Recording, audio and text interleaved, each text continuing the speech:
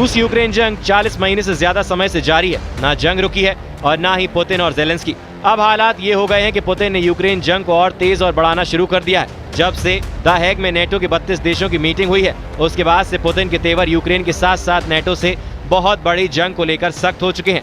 खुद नेटो देश Germany, Britain, Poland, France और अमेरिका खास तौर से रूस को ईरान की तरह तबाह करने का प्लान बना चुके हैं। लेकिन पुतिन ने जिस तरह से रूसी सेना को यूक्रेन के पूर्वी इलाके पर पूरा कब्जा करने का आदेश दिया है, उसने यूक्रेन के साथ साथ नेटो के होश उड़ा दिए हैं। पिछले 24 घंटे के अंदर यूक्रेन का F-16 फाइटर जेट रूसी सेना ने मार गिराया। साथ ही अमेरिका, जर्मनी, ब्रिटेन के एयर डिफेंस सिस्टम को रूस की नई एडवांस इस्कंदर M मिसाइलें तबाह कर रही हैं। इसके अलावा पिछले 24 घंटे में रूस ने अचानक 500 घातक आत्मघाती ड्रोन से यूक्रेन के कई इलाकों को जलाकर भस्म कर दिया है। इसके साथ ही पूर्वी यूक्रेन के पोर्कोवस्क इलाके में रूस के 1 लाख सैनिकों को यूक्रेन नेटो की तरफ से मिले तमाम हथियार मदद के बावजूद रोक नहीं पा रहे हैं। 1221 दिन से ज्यादा का समय हो चुका है। रूस के हमले लगातार यूक्रेन पर हो रहे हैं। लगभग 4 साल की जंग में रूस ने यूक्रेन के 27% इलाके पर कब्जा कर लिया है। लेकिन उसके बावजूद रूस ने जिस तरह से पिछले 48 घंटे में यूक्रेन पर तूफानी हमले किए हैं, उसने खास तौर से पूर्वी यूक्रेन को तबाह करना शुरू कर दिया है। रूस के air defence system, guided bomb, rocket और बैलिस्टिक मिसाइलों ने यूक्रेन की धज्जियां उड़ाकर रख दी हैं।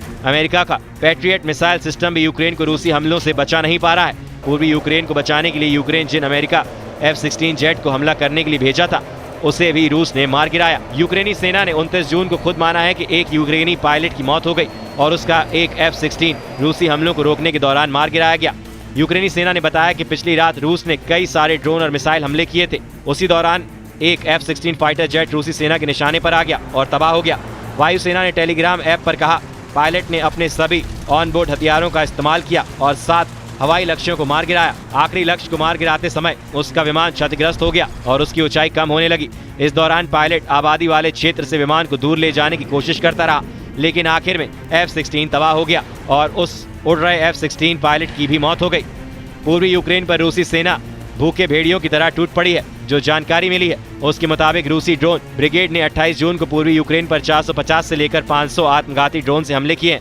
28 जून को ही रूस की तरफ से यूक्रेन पर अंधाधुंध मिसाइलें दागी गई हैं। इस हमले ने पश्चिमी, दक्षिणी और मध्य यूक्रेन के कई इलाकों को दहला कर रख दिया है। यूक्रेन की वायुसेना का दावा है कि उसने 470 रूसी ड्रोन और 60 मिसाइलों का सामना किया। इनमें से 249 ड्रोन को मार गिराया गया और 226 को इलेक्ट्रॉनिक जैमिंग के जरिए बेअसर किया गया। यह हमला युद्ध की शुरुआत के बाद से रूस की ओर से सबसे शक्तिशाली बमबारी अभियान के रूप में देखा जा रहा है। हम आपको बता दें कि यूक्रेन के राष्ट्रपति ज़ेलेंस्की भी दावा कर चुके हैं कि रूस ईरान से मिले शाहिद ड्रोन से सबसे ज्यादा हमले यूक्रेन में कर रहा है। राष्ट्रपति ज़ेलेंस्की ने दावा किया है कि जब से युद्ध शुरू हुआ है उसके बाद से रूस यूक्रेन पर 28,743 शाहिद ड्रोन से हमला कर चुका है। ये वाकई में हैरान करने वाला आंकड़ा है। यानी रूस 28,743 शाहिद ड्रोन से यूक्रेन को भून कर रख दिया है। इधर दूसरी तरफ नीदरलैंड्स के द हेग में नेटो सम्मेलन में ज़ेलेंस्की ने ट्रंप से 50 मिनट की मुलाकात के दौरान साफ कह दिया है कि अगर अभी भी नेटो और अमेरिकी सीधे जंग में नहीं उतरे तो फिर रूस पूरे यूक्रेन पर कब्जा कर सकती है। नेटो देश जर्मनी, ब्रिटेन और फ्रांस ने खास तौर से राष्ट्रपति ट्रंप पर दबाव बनाना शुरू कर दिया है कि अगर रूस के खिलाफ मोर्चा नहीं खोला गया तो फिर रूस का अगला निशाना नेटो देश और यूरोप होगा।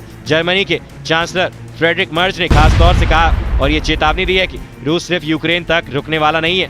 यूक्रेनी मीडिया के मुताबिक राष्ट्रपति पुतिन यूक्रेन के डोनेट्स्क, खेर्सोन, जापोरिजिया और लुहांस्क प्रांत पर पूरा कब्जा चाहते हैं। लेकिन जिस तरह के हमले रूस इस वक्त पूर्वी यूक्रेन पर कर रहा है उससे साफ है कि पुतिन यूक्रेन के 4 प्रांत नहीं बल्कि पूरे पूर्वी यूक्रेन पर कब्जा करने जा रहे हैं। पोर्कोवस्क में रूस दिन रात हमले कर रहा है। यूक्रेनी सेना बड़ी मुश्किल से रूसी सेना का मुकाबला कर पा रही है।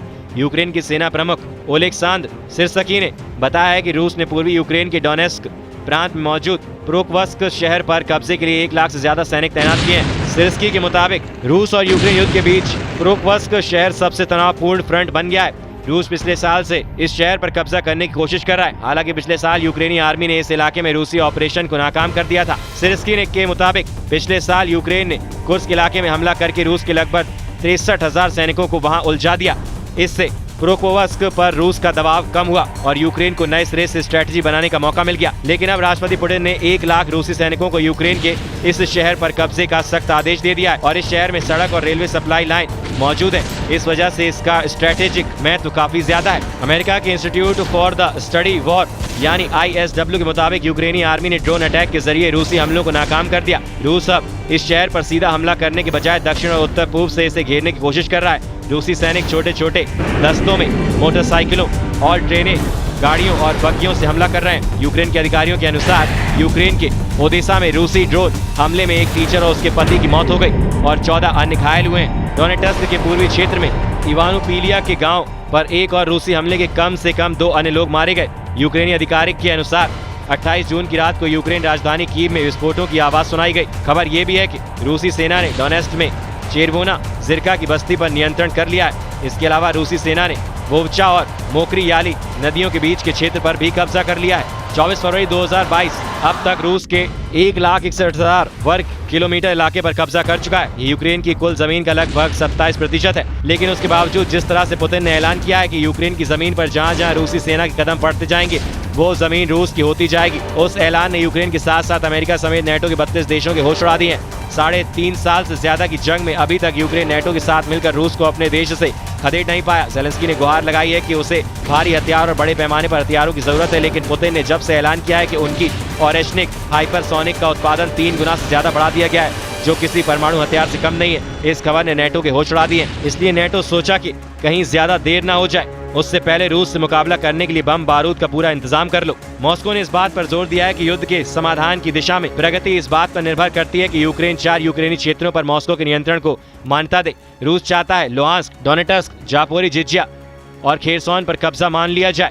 रूसी सेना यूक्रेन के लगभग 5वें हिस्से पर कंट्रोल कर चुकी है।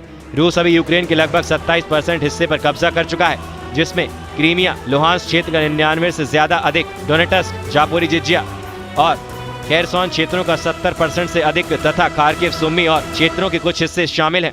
पुतिन ने हाल ही में यूक्रेन की सीमा से लगे सुमे क्षेत्र में एक बफर जोन बनाने की बात कही थी। इसका मकसद रूस के बॉर्डर इलाकों जैसे कुर्स्क, ब्रियांस्क और बेलगोरोद को यूक्रेनी ड्रोन और तोपखाने के हमलों से बचाना है। रूसी सेना के सुमे के 4 गांवों नोवेंक, बासिकवा, बेस्लिकवा, जुरावका पर कब्जा किया है, जो अब ग्रे जोन में है। रूस का दावा है कि सुमे शहर यानी सीमा से 25 किलोमीटर दूर को बफर जोन में शामिल करने से यूक्रेन की हमले की क्षमता कम होगी, लेकिन रूस अभी भी पूरी तरह से चारों क्षेत्रों पर पूरा कब्जा नहीं कर पाया है। अब ऐसे हालात में अंदाजा लगाया जा सकता है कि क्यों यूक्रेन बार बार नेटो और अमेरिका से कह रहा है कि अगर जंग में नेटो सीधे नहीं कूदा तो यूक्रेन के बाद रूस का अगला हमला यूरोप पर शुरू हो जाएगा।